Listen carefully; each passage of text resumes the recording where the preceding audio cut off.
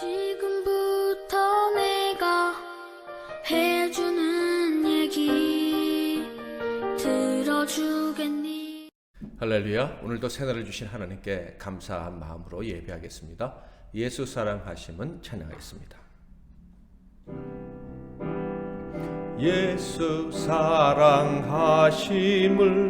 성경에서 배웠네. 우리들은 약하나 예수 권세 많도다. 날 사랑하심, 날 사랑하심, 날 사랑하심 성경에 쓰였네.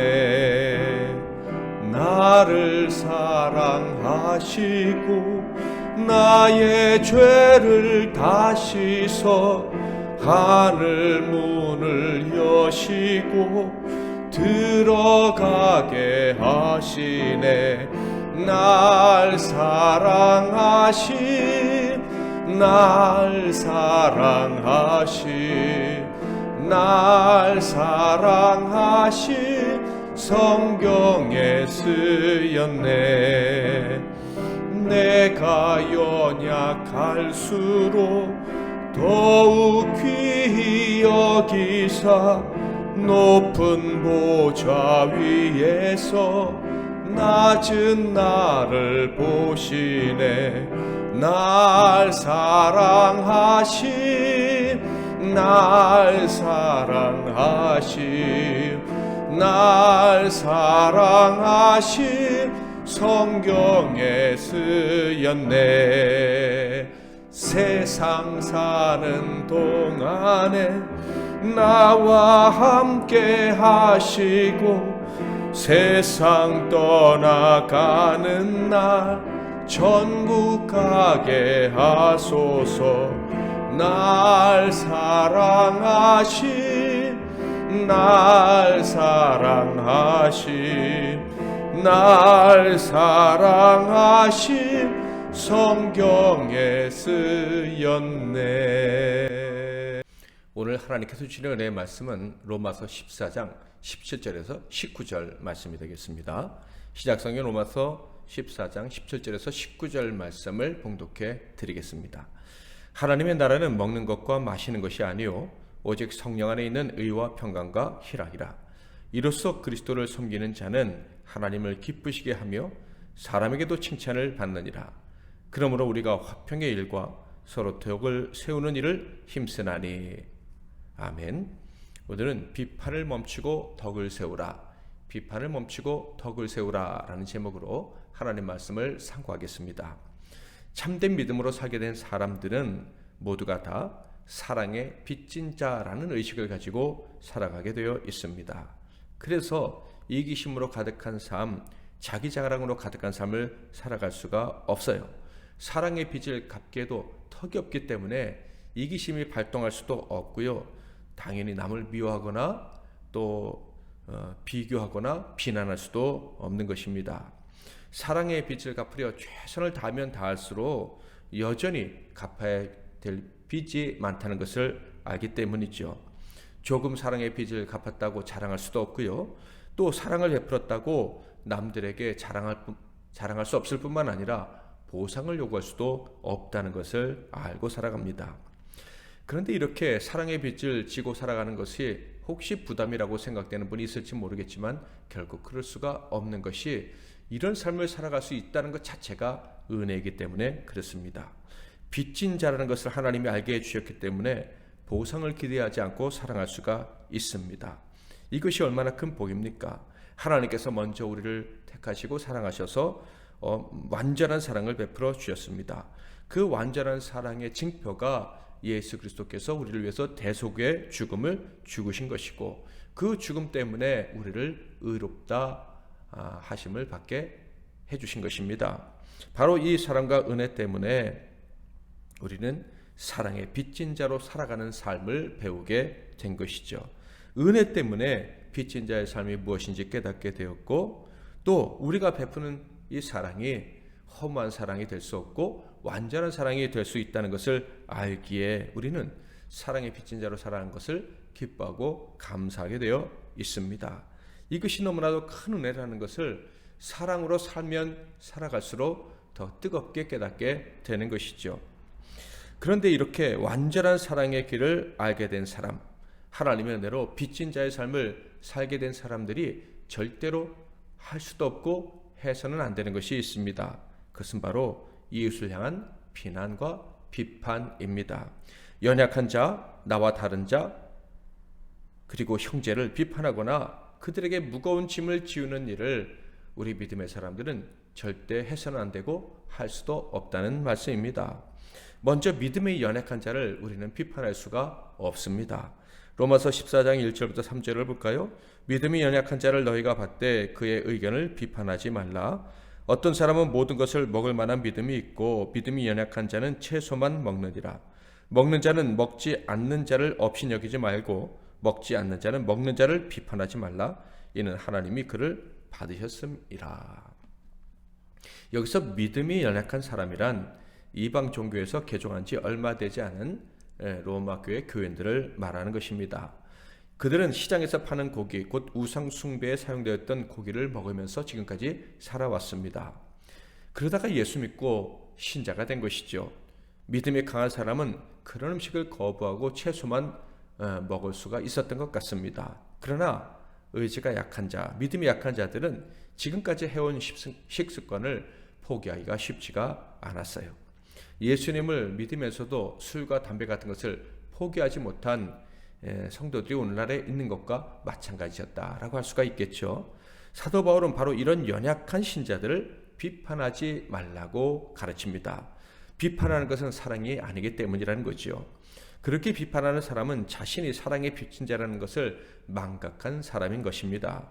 자격 없는 자를 조건 없이 의롭다 해주신 그 은혜를 잊어버리고 다른 사람의 행위를 보고 비판하는 것이니 이것은 하나님 보실 때 바른 것이 아니다 라고 사도 바울이 가르치고 있는 것입니다.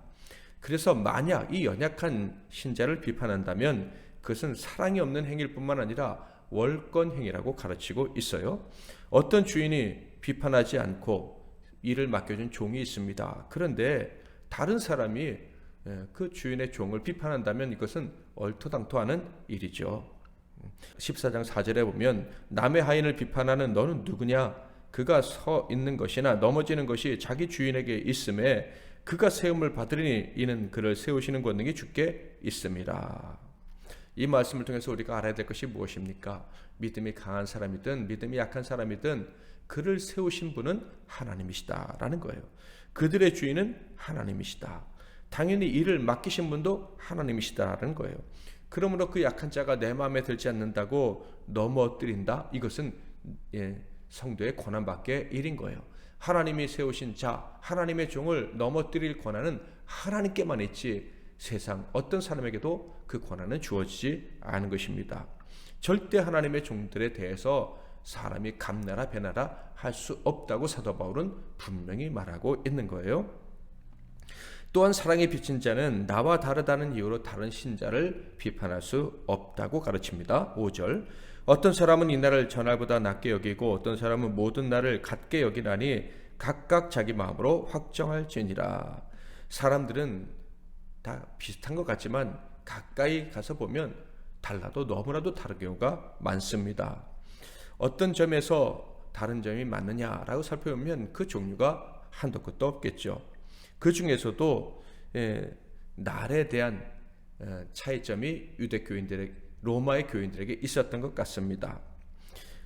일반적으로 사람들이 중요하게 여기는 그것들은요 경험, 지식, 그리고 어떤 성향, 그 사람의 배경에 따라서 차이가 나게 되어 있습니다.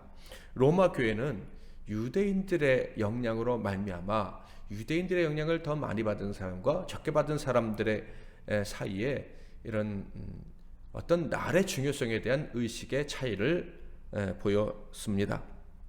이것 때문에 갈등하고 심지어 다투기도 했던 것 같습니다. 유대인들이 중요하게 여기며 가르쳤던 로마 교인들에게 가르쳤던 것은요 구약시대에 지켜왔던 절규에 관한 것들과 그리고 안식일에 관한 것이었습니다. 그런데 유대인들이 구약 시대부터 중요하게 여기고 지켜왔던 것들은 사실 영원한 진리가 아닙니다. 그것들은 새롭게 올 진리의 그림자다라고 할 수가 있겠어요.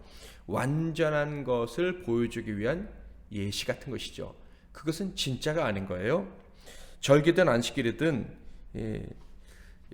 진짜가 아니기 때문에 성도들이 어떤 관점을 가졌든지 함부로 비판하는 것은 잘못된 것이었습니다. 사도 바울이 이렇게 얘기합니다. 골로새서에서 이야기했는데요. 2장 16절 17절 그러므로 먹고 마시는 것과 절기나 초하루나 안식일을 이유로 누구든지 너희를 비판하지 못하게 하라. 이것들은 장래일의 그림자이나 몸은 그리스도의 것이니라. 그러니까 모든 구약시대의 절기들은요, 예수 그리스도를 통해서 완성이 되어진 거예요. 그러니까 절기를 지키는 것보다 예수를 믿고 예수를 의지하고 예수의 말씀을 따르는 것이 더 중요하다라는 말씀이죠. 당시에 이 안식일에 대한 사람들의 의식에 대해서 살펴보면 차이점이 있었는데, 미숙한 신자들이나 유대인들은요, 안식일을 다른 날보다 더 거룩한 날로 여겼습니다. 그러나 성숙한 신자들은요, 모든 날들이 다 소중하고 거룩한 날로 여기고 경건하게 보내야 된다고 생각하고 있었습니다. 그래서 사도 바울도 로마서 12장 1절에서 너희 몸을 하나님이 기뻐하시는 거룩한 산제사로 드리라. 이것이 너희가 드릴 영적 예배다. 그러니까 우리의 삶 전체, 우리의 전인이 하나님께 드려야 되고, 그러니까 모든 날이 하나님께 예배하는 날이다. 특별한 날만이 거룩한 날이 아니고 매일이 하나님 앞에 거룩한 날이 되어야 된다라고 가르쳤던 것이죠. 성숙한 신자들은 이것을 깨닫고 모든 날을 소중히 여겼지만, 미숙한 신자들은 안식일만 소중히 여기고 더 중요하게 여겼던 거예요.